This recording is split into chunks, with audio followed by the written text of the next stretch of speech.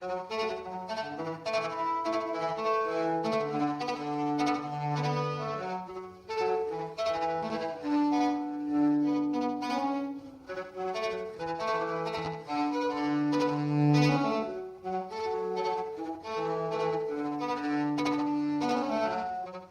step is moving, it's moving me up. Moving, it's moving me up.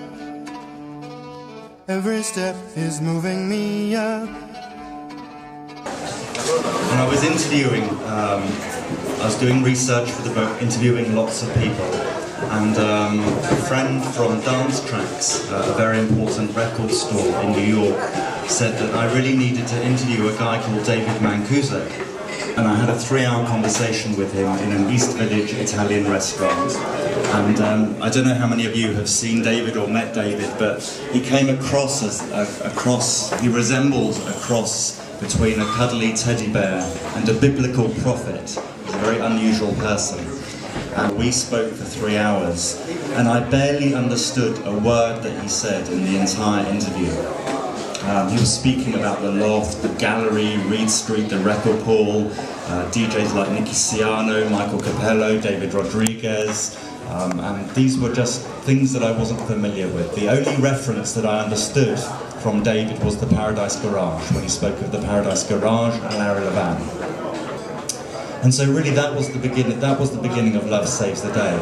At the time that I met David, I was still focused on the idea of writing a history of house music. So I had at that time interviews lined up with some quite well-known house music DJs and producers. One was Frankie Knuckles, another was Tony Humphries, and a third was David Morales. So I thought that I should ask these guys if they'd ever heard of David Mancuso and the Loft. And during the 60s and also the 1970s, there was this massive influx of artists and musicians into downtown New York because it was so cheap to live there. And I think that when you bring artists and musicians and sculptors and playwrights and authors together, the result is going to be very, very dynamic indeed. And I think that this is one of the reasons why New York in the 70s, there was so much cultural creativity. And very early on, hip-hop came down from, which germinated in the Bronx, also came down and became a very important part of downtown New York club culture. So that's why I think it happened, really because it's cheap. If you're true to your art, you're not really after money. You're trying to create the thing that you think is true to your vision of what is going to be creative.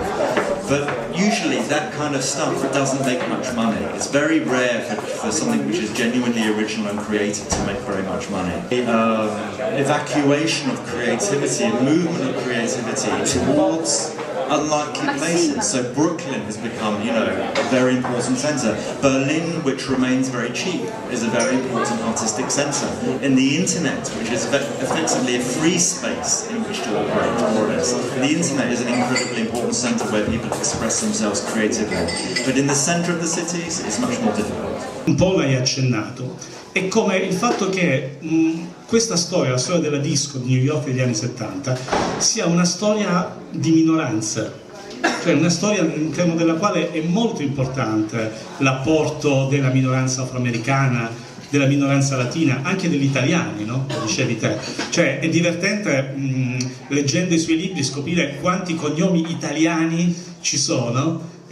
Mancuso, no? Tantissimi altri, tra i DJ che hanno fatto la storia originale della disco, che pure viene considerata ed è un suono, una cultura assolutamente afroamericana o comunque di derivazione anglosassone.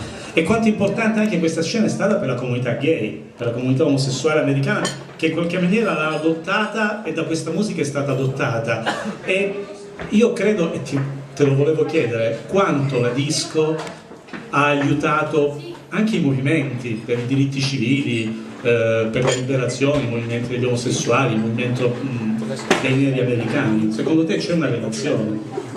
Oppure possiamo dire che la disco sia anche una musica politica? That's a good question and a complicated one. 70s dance music.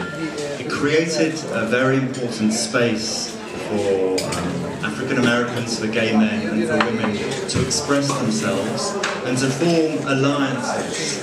And what happened is that disco enabled these two groups to come together and to realise that they had an affinity around taste, and to meet and therefore to realise that they shared a common interest. E la seconda cosa, oggi che cosa rimane nella New York di oggi, di quel periodo? Good question. I think that, first of all, why New York? Because New York is this global city where immigrant communities have arrived over decades upon decades upon decades. Io vorrei tornare ai giorni nostri e utilizzare un termine che è in voga nel mondo della club culture, che è remix. Oggi remixerebbe questo libro in chiave moderna, quindi con ebook, quindi con contenuti multimediali, fare quasi di nuovo una ricerca, ma trovare anche qualche emozione differente che può appagare anche altri sensi, quindi il senso visivo, quello uditivo. I don't have anything very interesting to say about this, I'm afraid. There was an idea when the book came out that there would be an accompanying set of CDs, for example. There has been a film made called Maestro, which is related to some of the things that I talk about, which is a very nice film. Tanto si starebbe ore davvero ad ascoltarlo, perché le cose che racconta sono assolutamente affascinanti, come affascinanti il periodo che racconta.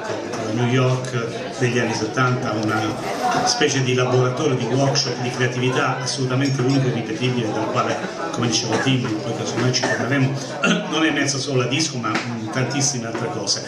Questi libri, secondo me, al di là del fascino straordinario che emanano, ripeto, nella lettura, colmano comunque un vuoto in Italia, un vuoto che c'era, che c'è tuttora in realtà, ma insomma questi libri fanno sì che il vuoto sia un po' meno grosso di quanto non lo fosse prima. In Italia è sempre mancata un'attenzione accademica nei confronti di quella che nei paesi anglosassoni viene definita popular culture, la cultura popolari. E in America e in Inghilterra non è così, ci sono degli studi accademici, delle aree universitarie legate alla sociologia, nelle quali si studia l'universo giovanile con gli strumenti che utilizzano i sociologi piuttosto che non gli antropologi, che è un po' quello che Tim fa. Perché? Perché questi libri non sono libri, ed è questo secondo me il loro elemento importante, non sono libri soltanto sulla musica, anzi direi forse non sono libri di musica, perché questi sono libri che raccontano una città, raccontano una scena e raccontano soprattutto, e questo è l'aspetto davvero più interessante, la relazione che la musica ha con questa città. È una maniera per connettere mondi, universi, persone tra di loro, al di là delle barriere dei sessi sociali piuttosto che delle barriere linguistiche.